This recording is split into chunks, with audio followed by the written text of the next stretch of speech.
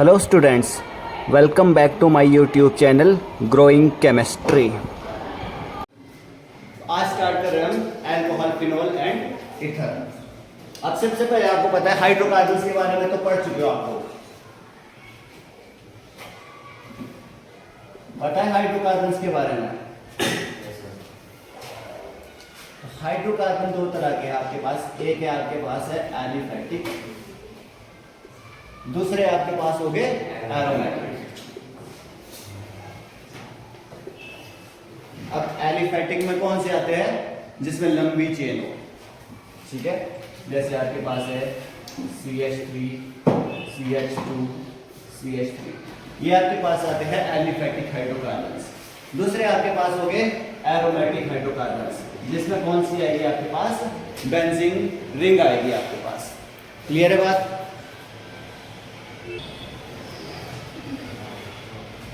अब इस हाइड्रोकार्बन से, जैसे आपके पास है एलिफैटिक हाइड्रोकार्बन, एक एलिफैटिक हाइड्रोकार्बन में से जब आप हाइड्रोजन को रिमूव कराएंगे, उसकी जगह पे आप OH यानी कि हाइड्रोक्सी ग्रुप लगाएंगे। एक्चुअली ये होता क्या है? हाइड्रोक्सी ग्रुप होता है, लेकिन इसको हम अल्कोहल बोलते हैं ऑर्गेनिक केमिस्ट्री की लैंग्वेज में। तो एक हाइड्रोजन आपने निकाला, उसकी जगह OH लगा दिया। अब आपके पास देखिए जैसे CH3, CH2, यहाँ पे CH2, यहाँ से एक हाइड्रोजन निकल गया, उसकी जगह क्या लगा दिया? OH। ये आपके पास बन गया अल्कोहल। और सिमिलरली यहाँ पर भी आपने क्या करना है? आपको यहाँ से हाइड्रोजन रिमूव कराना है और उसकी जगह क्या लगाना है? आपको OH लगा देना है, OH ऐड करना है आपने। तो ये क्या बना देगा? ये आपके पास बन जाएगा यहाँ पे फिनोल। आपको पता है कि हर जगह यहाँ पे क्या रहेंगे? हाइड्रोजन रहेंगे। ये होता है ना बेंजीन का स्ट्रक्चर, CH,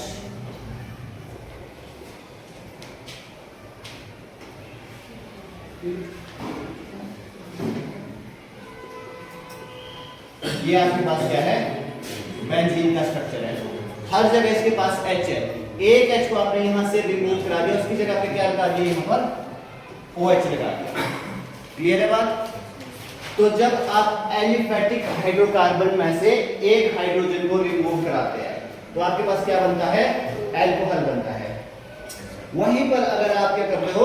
एरोमेटिक रिंग से एक हाइड्रोजन को रिमूव कराएंगे, तो आपके पास क्या बनेगा? वहां पे आपके पास फिनोल बनेगा। सिमिलरली अगर आप एल्कोक्सी ग्रुप लगा दो, अब यहां पर देखिए OH की जगह आपने क्या लगाना है? RO,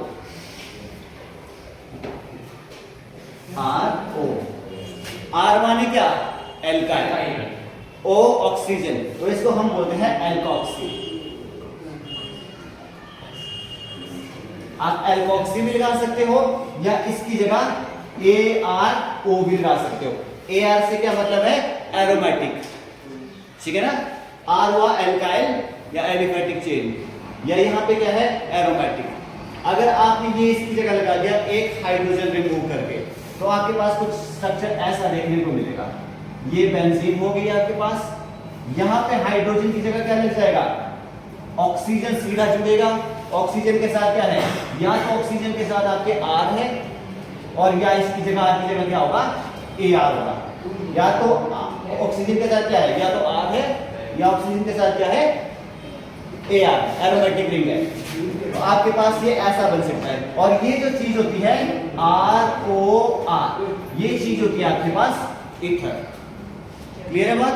तो यही चीज हमने पढ़ी है। ये फर्स्ट आपके पास है अल्कोहल।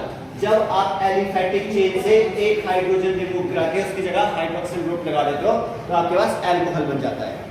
एरोमेटिक में अगेन एरोमेटिक जो हमने इससे पहले पढ़ा था, जब हम OH ऐड करते हैं तो आपके पास वो फिनोल बन जाता है। और जब आप एल्कोक्सी ग्रुप लगा देते हो, तो आपके पास क्या बन जाता है? ईथर बन जाता है। ये तो भी आपके पास जनरल इंट्रोडक्शन थोड़ी सी, इसके बाद हम पढ़ेंगे इसकी क्लासिफिकेशन के बारे में। यहाँ तक क्लियर है बात?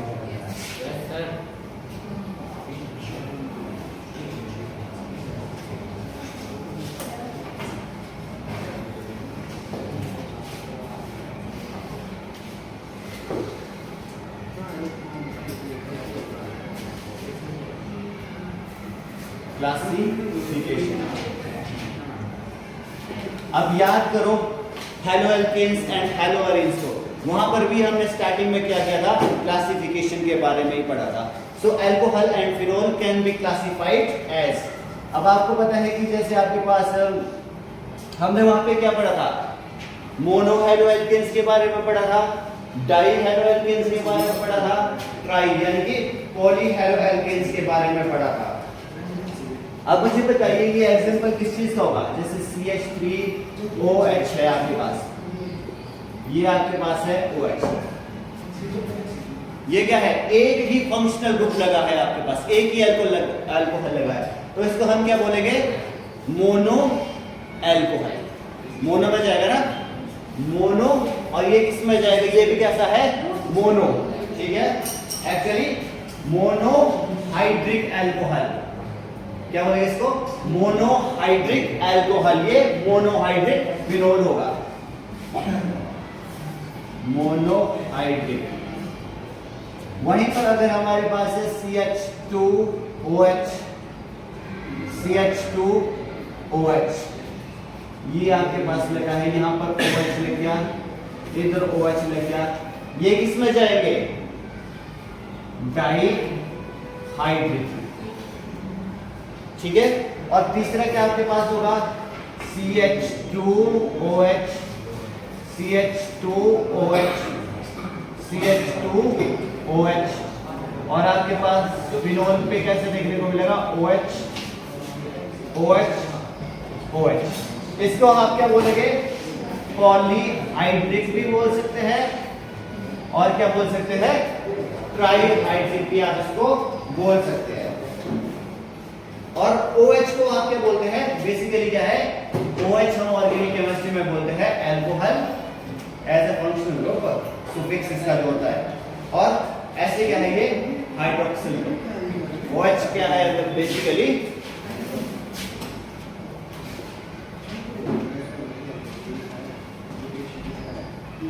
हाइड्रोक्सिल ग्रुप है आपके पास। अब मोनोहाइड्रिक अल्कोहल को फर्दर हमने क्लासिफाई करना है।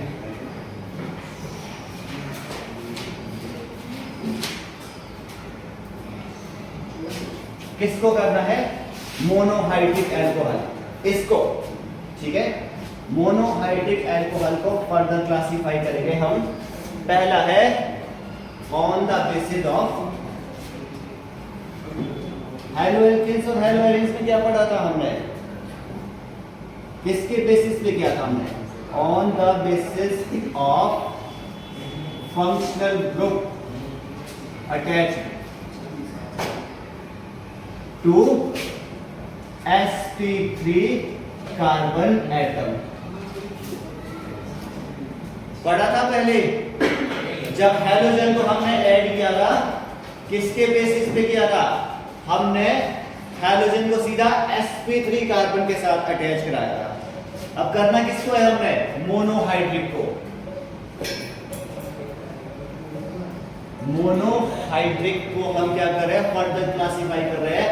पहला है on the basis of functional group attached to sp3 carbon. अब आपके पास ये कार्बन है, आपने क्या लगा लिया, OH लगा दिया। अल्कोहल के बारे में पढ़ रहे हैं, यहाँ पे फिनोल के बारे में पढ़ रहे हैं, ईथर के बारे में पढ़ना है। तो सबसे पहले तो हम अल्कोहल और फिनोल की क्लासिफिकेशन करेंगे, इसके बारे में पढ़ेंगे, फिर फर्दर ईथर के ऊपर जाएंगे हम। तो यहाँ पर देखिए आपके पास ये वाला कार्बन है। अब इस कार्बन के ऊपर क्या होगा, एक हाइड्रोजन या तीनों के तीनों हाइड्रोजन हो गए, तब तो ये मिथाइल बन गया। लेकिन अगर आपके यहाँ पर एक R लग गया, कोई एल्काइल ग्रुप लग गया, तो ये कंडीशन कैसी होगी, ये आपको पता है कि 4 सिंगल बॉन्ड है, तो sp3 कार्बन है। लेकिन ये वाला कार्बन कैसा कार्बन है, प्राइमरी कार्बन है। जब कार्बन के ऊपर 2 हाइड्रोजन और एक एल्काइल ग्रुप लग जाता है, तो वो वाला कार्बन आपका क्या हो जाता है, प्राइमरी कार्बन बन जाता है। तो ये कैसा है, प्राइमरी अल्कोहल बन जाता है, ठीक है। मोनोहाइड्रिक है ना, प्राइमरी मोनोहाइड्रिक अल्कोहल बन जाएगा आपके पास। दूसरी कंडीशन क्या है आपके पास ये है आपके पास ये R एक यहाँ पे लग जाता है, एक R आपके यहाँ लग गया है और एक H लग गया है आपके पास। जब दो एल्काइल ग्रुप लग जाए और एक हाइड्रोजन लग जाए तो क्या होता है आपके पास सेकेंडरी। तो इस केस में हम बोलते हैं इसको क्या बोलेंगे, ये कौन सा कार्बन है आपके पास, ये आपके पास है सेकेंडरी। सिमिलरली अगर आपके पास तीनों के तीनों एल्काइल ग्रुप लग जाए तो ये कौन सी कंडीशन हो जाती है, ये आपके पास हो जाती है टर्शियरी कंडीशन। अब ये वाले जो R है आपके पास, ये दोनों के दोनों R यहाँ पे सेम भी हो सकते हैं, R is equal to R dash, या R is not equal to R dash. Similar भी हो सकते हैं और अलग भी हो सकते हैं। यहाँ पर भी ये तीनों के तीनों जो एल्काइल ग्रुप है, ये तीनों के तीनों कैसे हो सकते हैं, ये सेम भी हो सकते हैं और साथ में ये तीनों के तीनों कैसे हो सकते हैं, डिफरेंट भी हो सकते हैं। अब दूसरी कंडीशन है जो आपका OH है is attached with allylic carbon. पहली कंडीशन समझ आ गई। दूसरी कंडीशन है आपके पास जो आपका OH ग्रुप है is attached with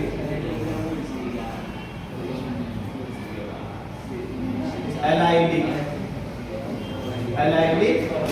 carbon. Allylic की क्या कंडीशन थी आपके पास,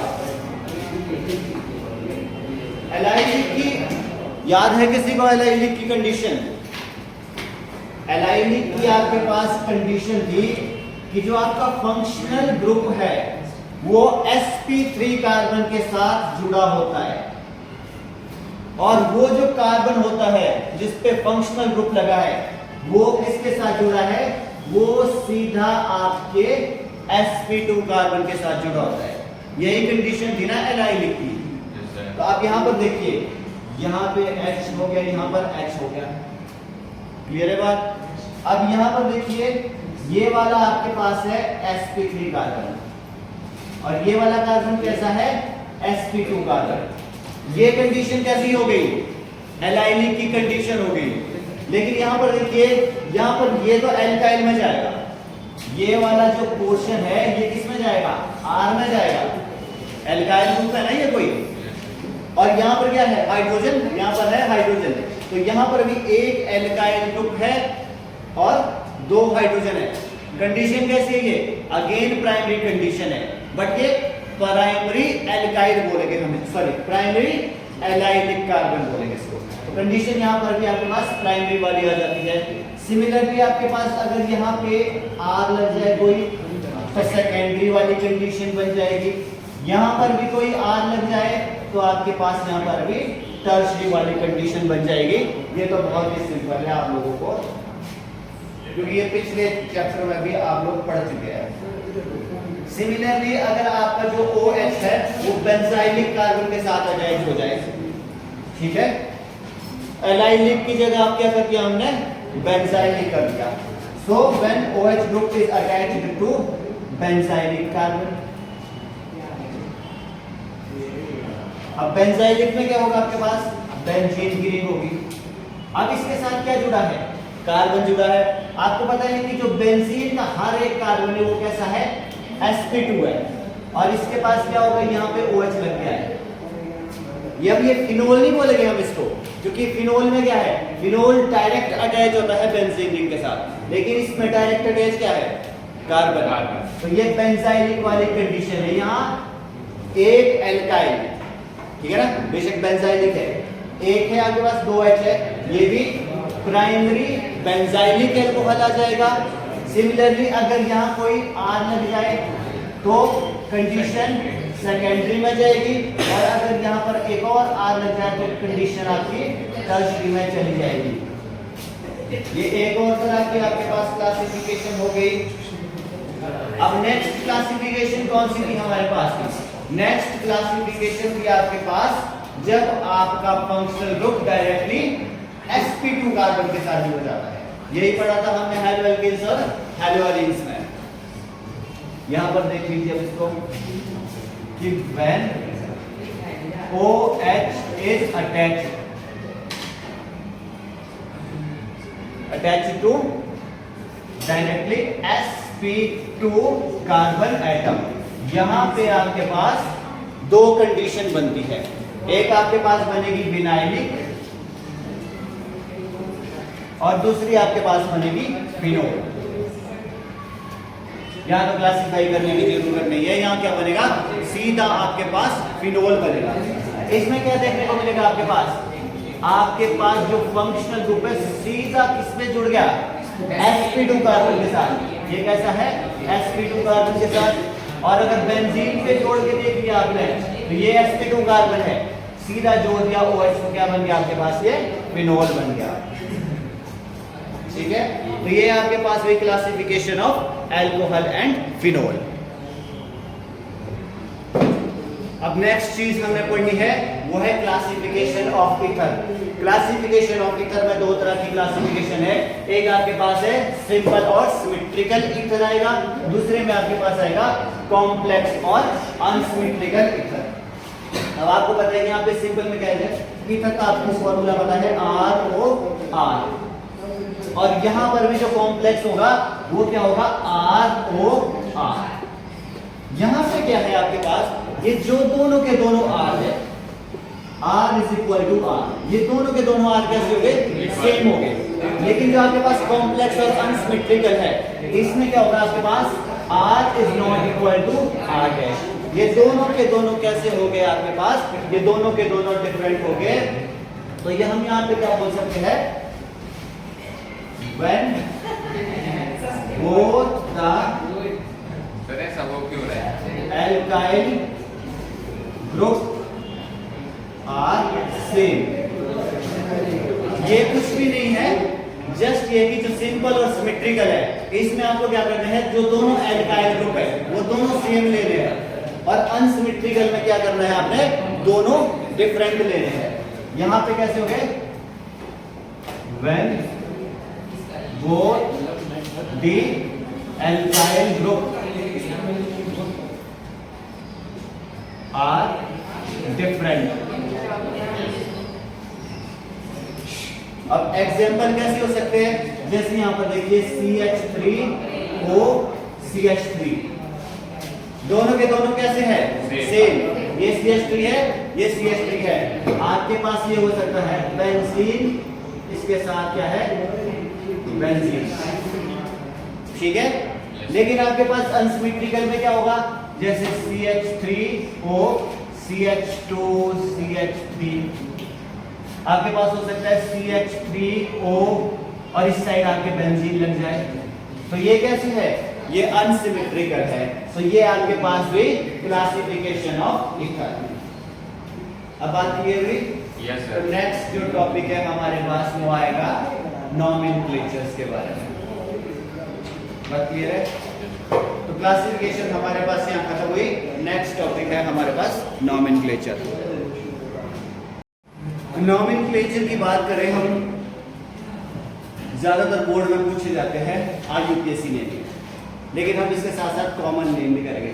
कॉमन नेम में हम करेंगे एल्काइल प्लस एल्कोहल, ठीक है। सिंपल सा फॉर्मूला है हमारे पास। अब पहले वाले को देखो, यहाँ पे क्या लगा हुआ है, यहाँ पे क्या है, ये मिथाइल, तो ये क्या हो जाएगा, मिथाइल एल्कोहल। ये क्या हो गया आपके पास, मिथ एक प्रो, एक लंबी चेन है, तो यानी कि ये n propyl, n propyl alcohol. इसको देखिए आपके पास, इस कार्बन के पास क्या है, ये CH3 है, ये CH3 है, ये दोनों के दोनों CH3 कैसे है, सेम है। ये कंडीशन कैसी है, आइसो वाली कंडीशन है। साथ में कैसा है ये कार्बन, सेकेंडरी वाला भी है, ठीक है। तो ये दो कंडीशन को फुलफिल करता है। आइसो में क्या है, आइसो में जो कार्बन के पास, सेकंड लास्ट कार्बन के पास क्या होना चाहिए, दो सिमिलर ग्रुप होने चाहिए, ठीक है। जरूरी नहीं है कि फंक्शनल ग्रुप उसी कार्बन पे लगे, लेकिन सेकेंडरी में क्या कंडीशन थी, आपका फंक्शनल ग्रुप उसी कार्बन पर लगना चाहिए जिसके पास दो एल्काइल ग्रुप हो। ये कंडीशन थी आपके पास सेकेंडरी की। तो ये किस में जाएगा आपके पास, आइसो में भी जाएगा, आइसो, और दूसरा किस में जाएगा, सेकेंडरी में भी जाएगा, दोनों में जाएगा। कितने कार्बन है? 1 2 3, आइसोप्रोपाइल, आइसोप्रोपाइल अल्कोहल। और ये क्या है? Secondary propyl alcohol. दोनों सब कॉमन है, ये दोनों कॉमन नेम है। आईयूपीएसी नेमिंग इसके बाद कर दी है हमने। और इसको देखिए 1 2 3 4 5, 1 2 3 4, 4 कार्बन की चेन को क्या बोलते हैं? ब्यूट। लॉन्गेस्ट चेन है तो एन ब्यूटाइल। क्या लिखेंगे इसको? N butyl alcohol. और ये क्या है आपके पास? ये कंडीशन कैसी है? कार्बन, इस कार्बन, ये वाला कार्बन कैसा है आपके पास? 1 2 3, 3 एल्काइल ग्रुप लगे हैं कार्बन के ऊपर, तो कैसी कंडीशन है? टर्शरी वाली कंडीशन भी है आपके पास ये, ठीक है। एक तो आपके पास ये कंडीशन है टर्ड की, टर्शरी वाली, और दूसरी क्या है? तीनों के तीनों सेम है, तो क्या बोलेंगे इसको? नियो भी बोलेंगे। तो आपके पास है नियो 1 2 3 4, 4 कार्बन को क्या? Butyl, neo butyl alcohol. और ये टर्शरी ब्यूटाइल अल्कोहल। इसके आईयूपीएसी नेमिंग करें अगर, तो पहले वाली की आईयूपीएसी नेम क्या होगा? मिथेनॉल। दूसरे वाले का क्या है? प्रोपेनॉल। थर्ड वाले का 1 2 3, ये अगेन क्या है आपके पास? प्रोपेनॉल। प्रोपेन टू ओल, ये आपके पास हो गया प्रोपेन टू ओल। अब इसका बताओ मुझे, ये क्या है? ब्यूटेनॉल। और ये क्या है आपके पास? इसको देखिए 1 2 3, 2 मिथाइल प्रोपेन टू ओल। तो ये आपके पास आईयूपीएसी नेमिंग है, ये मैक्सिमम टाइम पूछी जाती है। आज के लेक्चर में काफी है।